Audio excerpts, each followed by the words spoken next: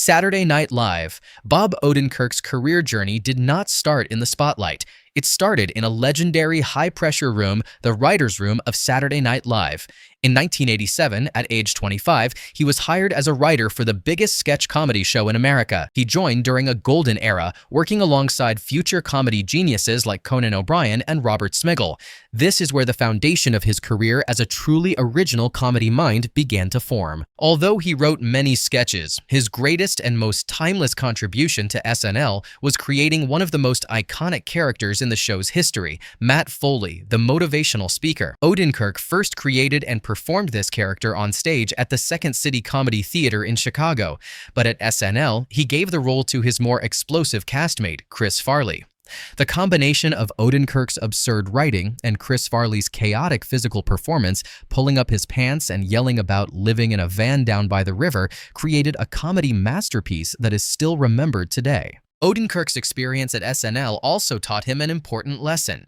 Although he sometimes appeared in small roles on camera, he felt that his performance style did not fit the show. He was more interested in strange and awkward comedy, not loud and big performances. This frustration pushed him to find his own unique voice. This was his first massive career leap.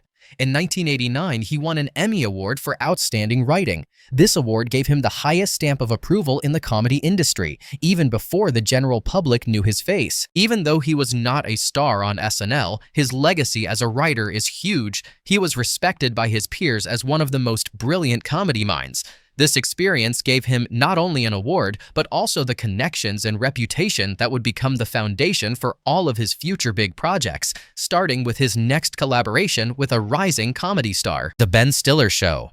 While he was still working at SNL, Bob Odenkirk found a more suitable creative home for his weirder, more satirical style of comedy. In 1992, he joined The Ben Stiller Show, a short-lived but very influential sketch show. The show was filled with incredible talents who would later rule the comedy world, including Judd Apatow and Jane Garofalo. Here, Odenkirk was not just a writer behind the scenes, he became one of the main performers. On this show, Odenkirk really began to develop his on-stage persona, a man with false authority who often explodes in awkward anger. He played many different characters, from Charles Manson in a sitcom parody to a desperate infomercial host. His unique style was a big contrast to SNL and became a signature of the smart and often cynical humor of The Ben Stiller Show. The network, FX, did not understand its humor and canceled it after only 12 episodes aired. But in a legendary, ironic twist, the show posthumously won an Emmy Award for Outstanding Writing the year after it was canceled. This win was the ultimate validation for their creative vision and turned the show from just a failed show into a cult classic. However, the most important legacy of The Ben Stiller Show for Odenkirk's career was meeting another comedy genius, David Cross. The comedic chemistry between them was instant. They shared the same weird anti-establishment sense of humor. This meeting in the writer's room was the beginning of one of the most influential comedy duos of their generation, and it laid the groundwork for their next masterpiece, Late Night with Conan O'Brien. After The Ben Stiller Show was canceled, Bob Odenkirk was not out of work for long. He was hired by his fellow SNL writer, Conan O'Brien, to be on the original writing team for Conan's new show, Late Night. This was not an ordinary job. They had a giant task to replace a legend, David Letterman. The show got bad reviews at first and was under huge pressure to be canceled. This made the writer's room a very intense battlefield for creativity. As one of the senior writers, Odenkirk helped shape the weird, absurd, and often meta comedy voice that became the signature of Late Night in its early years. One of his most famous contributions was writing a sketch for his old friend Chris Farley. In the sketch, Farley played Tom Arnold's brother, who was auditioning for his brother's show. The real Tom Arnold was married to Roseanne Barr at the time. It was a classic performance and showed Odenkirk's ability to write for big stars. Working on Late Night further strengthened his reputation as one of the most reliable comedy writers in the industry. He proved he could perform under extreme pressure and help build an institution from the ground up. However, this experience was also a defining moment for him. After writing for Lorne Michaels' SNL, Ben Stiller, and now Conan O'Brien, he realized he was no longer satisfied just writing for someone else's vision. His desire to perform and create his own world grew even stronger. The experience on Late Night was the final fuel he needed. While working for Conan, he and David Cross began performing together on small stages in Los Angeles, perfecting their comedy style. The reputation he built as an elite writer at SNL, The Stiller Show, and Conan gave him the credibility he needed to finally convince a TV network to take a chance on his own idea. The stage was now set for his sketch comedy masterpiece, Mr. Show with Bob and David.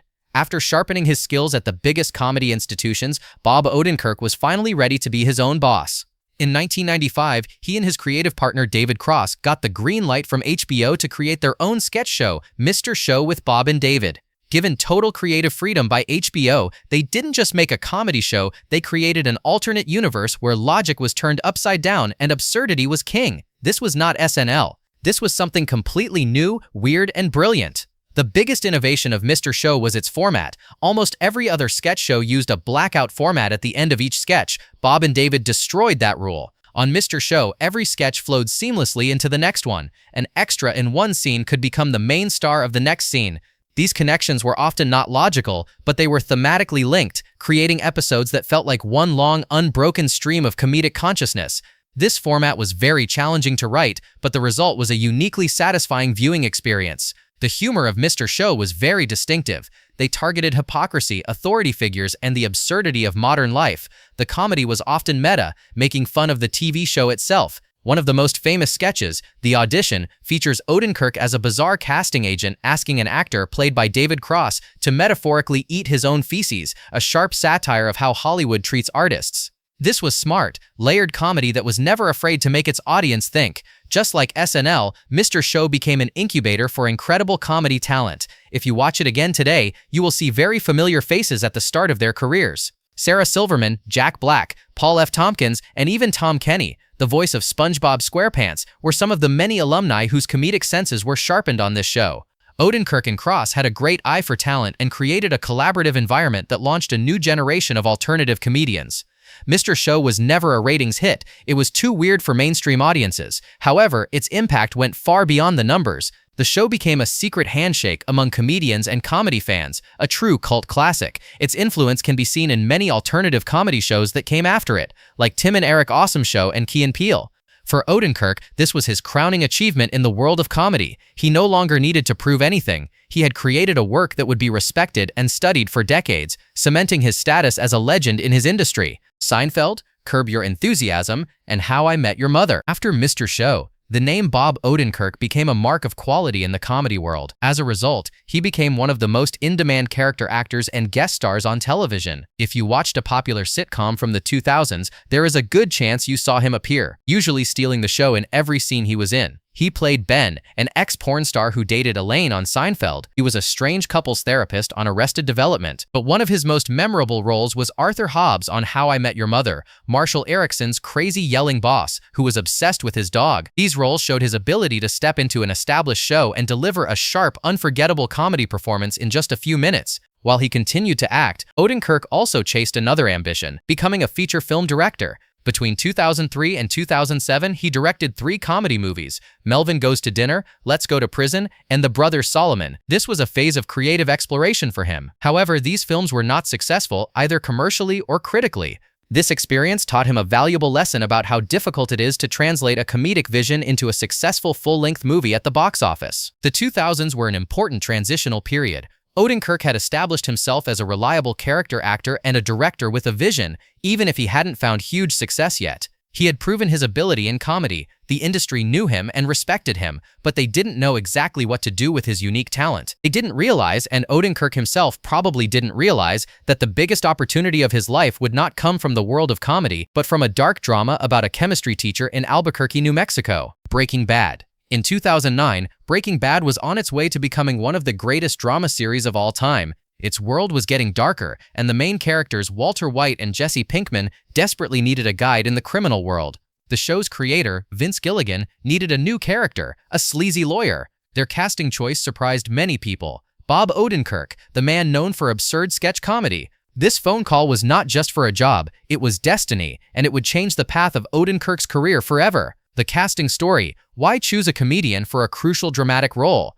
Vince Gilligan was a huge fan of Mr. Show. He needed an actor who could be funny without ruining the show's dark tone. But there was a problem. Odenkirk almost turned down the role. He was hesitant to leave his family in Los Angeles to shoot in New Mexico for what he thought was just a small part. His friends insisted that Breaking Bad was a special show and convinced him to take it. It was one of the most important yes decisions in modern television history. And so Saul Goodman was born. With his flashy suits, questionable hairstyle, and an office in a strip mall, Saul was a caricature of a defense lawyer. His name itself was a joke. Saul Goodman sounds like Saul Goodman. He was a con artist and a showman, but underneath his tacky appearance, he was surprisingly competent at his job, navigating legal loopholes for criminals. He injected a much-needed dose of dark humor into the increasingly brutal world of Breaking Bad, becoming the comedic relief valve for the audience.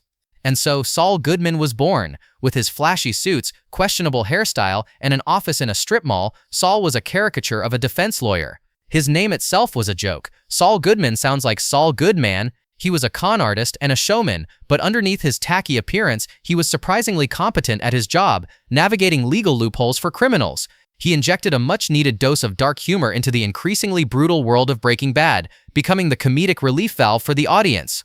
The genius of Odenkirk's performance was his ability to balance comedy and danger. Saul Goodman was a clown walking through a minefield. Odenkirk played him with the energy of a used car salesman, but in his eyes, you could see constant fear. He knew exactly how dangerous his clients were. He used humor as a shield, a mask to hide his desperation. This ability to be funny and pathetic at the same time is what made his performance so layered and human. A normal dramatic actor might have played Saul too dark. A normal comedic actor might have made him too silly. Odenkirk, with his deep background in sketch comedy and his hidden dramatic talent, was the only one who could be perfectly in the middle. This role changed everything. Bob Odenkirk went from being a respected comedy actor in niche circles to a globally recognized star. Audiences around the world who may have never heard of Mr.Show now knew him as Saul Goodman. This fame opened doors to dramatic movie roles that were previously unimaginable for him, like in the Oscar-nominated film Nebraska, which we will discuss later. He no longer had to audition for small parts. Major directors were now coming to him. His collaboration with Vince Gilligan and Peter Gould created a deep, trusting relationship. They were so fascinated by the character and Odenkirk's performance that even before Breaking Bad was over, they started joking about a crazy idea, making a spin-off series about Saul Goodman. That joke turned into a serious conversation. The character, who was originally created as a temporary plot device, had now become so rich and interesting that he deserved his own story. Saul's farewell in Breaking Bad, as he gets a new identity and is sent to Nebraska, was not an ending. Unknowingly, it was the prologue to a bigger, deeper, and arguably more tragic story. The Spectacular Now in Nebraska. With the end of Breaking Bad in 2013, Bob Odenkirk used his momentum to jump directly into the world of prestigious independent films. His first step was a small but solid role in The Spectacular Now, a teen drama that was widely praised by critics. He played Dan, the boss of the main character played by Miles Teller. Even though it was a small role, his appearance in a hot festival movie was a clear signal about the new direction of his career. However, his most significant film performance in 2013 came from a black-and-white masterpiece by the famous director Alexander Payne. In the movie Nebraska, Odenkirk took on an important dramatic role. He played Ross Grant, the oldest son of the main character, Woody Grant. Ross is a practical and slightly cynical local news anchor who is frustrated with his aging father, who believes he has won a $1 million lottery prize. This role was a 180-degree turn from Saul Goodman. This role was the ultimate validation. Nebraska was nominated for 6 Academy Awards, including Best Picture. By being in a film of this caliber, Odenkirk proved that his dramatic success on Breaking Bad was not a fluke. He proved that he was a serious dramatic actor, capable of shining in projects led by top-tier directors.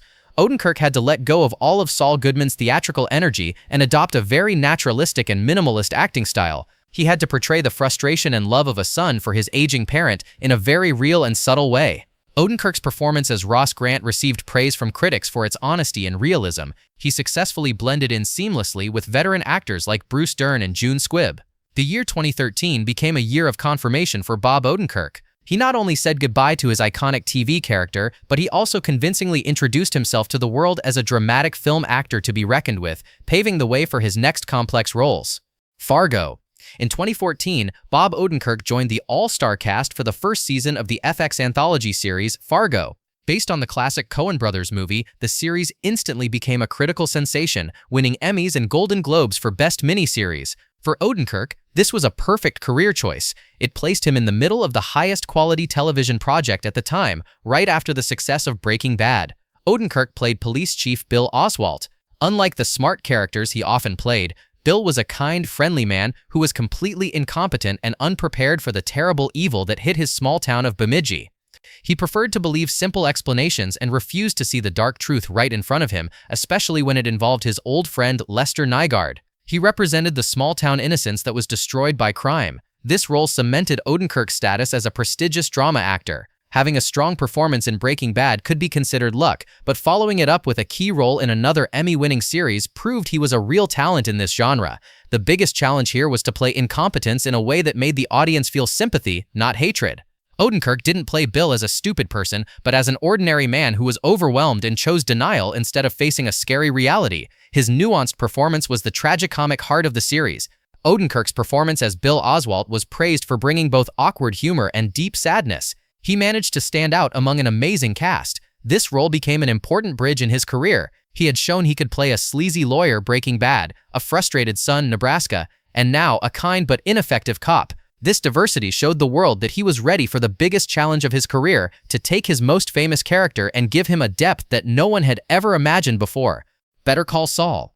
In 2013, Breaking Bad ended as a perfect masterpiece. Announcing a spin-off focused on the comedy relief lawyer Saul Goodman was seen as a crazy gamble, even an insult. Expectations were very low and the pressure was incredibly high. The world asked, how can you possibly follow perfection? Vince Gilligan and Peter Gould answered with a genius move. They did not try to copy Breaking Bad, they did the opposite. Instead of a story about a good man becoming evil, they told the tragic story of a man who tries to be good, but his fate and his own nature keep pulling him down. The question was not who is Saul Goodman, but what happened to Jimmy McGill. And so we met James McGill. Years before the flashy suits in the strip mall office, Jimmy was a struggling public defender. He worked out of the boiler room of a nail salon, drove a beat-up car, and was desperately trying to escape his past as a small-time con artist named Slippin' Jimmy. This character was the opposite of Saul Goodman. Jimmy had a conscience. He cared about his elderly clients. He was optimistic, and he had the genuine charm of an underdog. He was a man who wanted to do the right thing, but his instincts always found an easier, slightly illegal shortcut. But to understand Jimmy, we must understand his main conflict, his complex and tragic relationship with his older brother Charles "Chuck" McGill. Chuck was a brilliant lawyer, a partner at the huge law firm HHM, and the person Jimmy respected most. However, Chuck also suffered from a mental illness that made him allergic to electricity, and he could never truly see Jimmy as anything more than Slippin' Jimmy. Jimmy spent the entire early seasons of the show seeking approval and love from Chuck. In one of the most painful scenes of Season 1, Chuck finally admits that he was the one who secretly blocked Jimmy's career at HHM, saying, "You're not a real lawyer." This betrayal became a fundamental wound that shaped many of Jimmy's future bad choices. This is where Bob Odenkirk's entire comedy career paid off. He used all of his experience from Mr.Show to bring Jimmy's schemes to life. From making cheesy music videos to faking a billboard rescue, Odenkirk played it with the energy of a master con man who was so charming that we couldn't help but root for him. His comedic skills, his timing, his fast-talking dialogue, and his physical acting made Jimmy an incredibly likable character. Odenkirk made us fall in love with Jimmy McGill, a genius trick that made his tragic transformation into Saul Goodman in the later seasons feel so much more painful. If the conflict with Chuck McGill was the engine that pushed Jimmy away from being good, then his relationship with Kim Wexler was the anchor that desperately tried to hold him back. Played brilliantly by Rhea Seehorn, Kim was not just the main character's love interest. She was his equal, a more talented and disciplined lawyer, but with a hidden rebellious side that was drawn to Jimmy's chaos. Their relationship was the beating heart of the entire series, one of the most real and ultimately most tragic love stories on modern television. What made Jimmy and Kim's relationship feel so authentic? The answer is in its simplicity. The chemistry between Bob Odenkirk and Rhea Seehorn was not built on big romantic speeches, but on small, quiet moments. The way they shared a cigarette, the way they understood each other without speaking, the way they gave each other silent support. Both of their performances were based on listening. They genuinely reacted to each other in every scene, creating the illusion of a long history and a deep understanding that made the audience completely believe in their bond. However, there was another, more dangerous side to their relationship. When they ran scams together, they used fake names, Giselle St. Clair and Victor St. Clair. Giselle and Victor represented their mutually destructive attraction. Jimmy loved Kim, not just for her goodness, but because Kim was the only person who got him and was willing to play his game. In return, Kim, who felt trapped by the rigid corporate law world, found freedom and excitement in Jimmy's chaos. Running scams together was their love language, an addiction that felt fun at first, but slowly poisoned both of their morals. Their relationship went through several defining turning points. Their wedding, which happened suddenly in a courthouse, was not a romantic gesture, but a cold, practical legal maneuver. The most crucial moment came when Jimmy's criminal world brutally forced its way into their life, when Lalo Salamanca appeared in their apartment. For the first time, Kim saw the real deadly consequences of the games they were playing. But the point of no return came from their scheme to destroy Howard Hamlin. The game they thought was safe ended in an unexpected tragedy, a horrifying consequence that finally shattered Kim and forced her to leave Jimmy because she realized that together they were poison. The tragedy of Howard Hamlin was the endpoint. The game they played stopped being funny and became a nightmare. The consequences destroyed everything, especially Jimmy and Kim's relationship. When Kim left him, she didn't just take her bags, she took Jimmy McGill's soul with her. The man left behind, standing alone in their empty apartment, decided to bury that pain. The death of Jimmy McGill. He did this by putting on a mask, a costume. He became the caricature he once created, Saul Goodman, the flashy, amoral, and successful lawyer. His mansion, his colorful suits, and his giant office were not signs of success. They were walls he built to hide the emptiness inside. This is where Bob Odenkirk's dramatic genius shined the brightest. He didn't play Saul Goodman as an evil person, but as an empty one. His smile never reached his eyes. His fast talking was no longer out of charm, but out of panic. Odenkirk brilliantly showed us a man who compulsively filled his life with money, things, and dangerous clients, just so he wouldn't have to stop for a second and feel the pain and regret that would swallow him whole. It is a heartbreaking performance, a study of depression disguised as success. The series cleverly began to weave its narrative into the Breaking Bad timeline. We see how Saul first met Walter White and Jesse Pinkman from his point of view. What Better Call Saul did was change how we see Saul in Breaking Bad. He was no longer just a funny comedy character. We now know that every time he made a joke, there was a tragedy behind it. Every time he talked about women, we know he was thinking of Kim. Odenkirk's performance adds an invisible layer of sadness to every one of his Breaking Bad scenes, an amazing artistic achievement. During the filming of this intense final season, a real drama happened.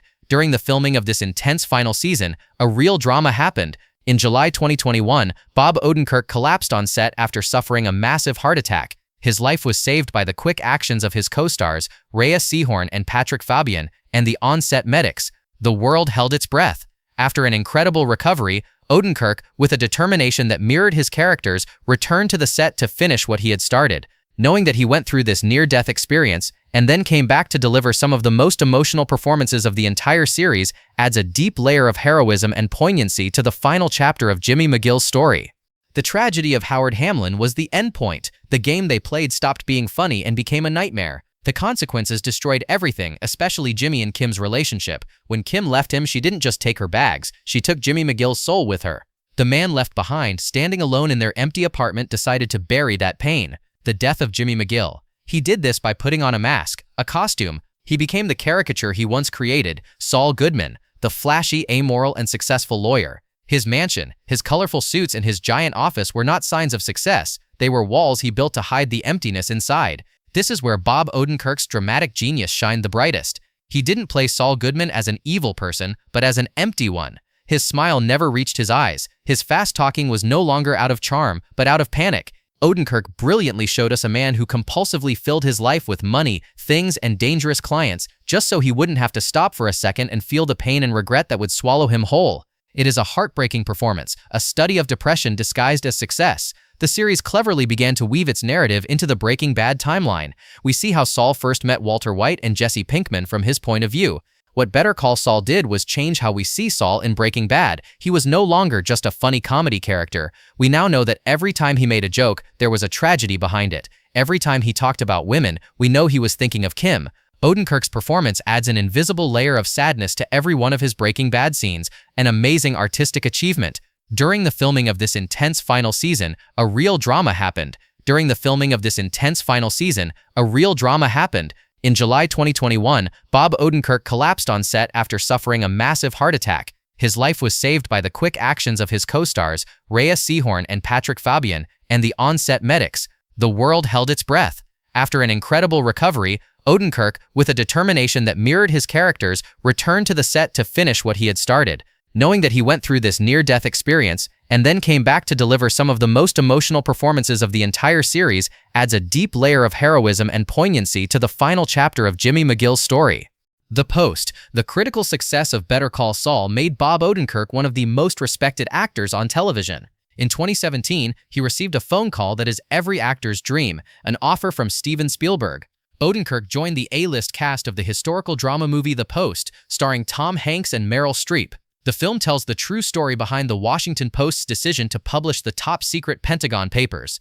Odenkirk played Ben Bagdikian, a real-life journalist and editor at The Washington Post. Bagdikian was a key figure in this story. He was the one who relentlessly tracked down Daniel Ellsberg, the source who leaked the Pentagon Papers and physically brought the thousands of pages of secret documents back to the newsroom. Odenkirk portrayed Bagdikian as a quiet hero, a hard-working journalist driven by his belief in the truth. This was the ultimate stamp of validation. Being directed by Spielberg and acting directly opposite Tom Hanks and Meryl Streep placed Odenkirk in the highest tier of the film industry. It proved that his dramatic abilities were recognized at the most elite level. He was no longer the guy from TV who can act, he was a respected dramatic film actor. The challenge was to stand out without being over the top among legends. Odenkirk successfully delivered a grounded performance full of integrity, playing the urgency and pressure of a journalist on a historic mission. The Post was nominated for Best Picture at the Academy Awards. Even though his role was a supporting one, his involvement in a project of this caliber further strengthened his reputation. This was the result of his many years of hard work. The man who started his career writing absurd comedy sketches was now sharing the screen with the greatest actors of his generation, in a film directed by the most famous filmmaker in the world. This was an incredible career achievement. Incredibles 2. After establishing himself in the world of prestigious drama, Bob Odenkirk showed his incredible range by taking a major role in the world of animation. In 2018, 14 years after the beloved first movie, Pixar released Incredibles 2. Odenkirk was chosen to voice a central new character, Winston DeVero, a charismatic telecommunications tycoon and a huge superhero superfan. Winston DeVero was a master salesman. He was sincere in his mission to make superheroes legal and loved by the public again, using his wealth and marketing skills to launch a grand PR campaign. His character has many similarities to the salesman persona Odenkirk often played, especially Saul Goodman. Here, however, that persuasive energy was used for a seemingly heroic cause. Odenkirk gave a voice performance full of enthusiasm, optimism, and convincing charm. This was a huge step into the global mainstream market. A main voice role in a Pixar movie is a major achievement that introduced his name to family and kid audiences around the world. It proved that his appeal was not limited to adult dramas, making him a true cross-genre star.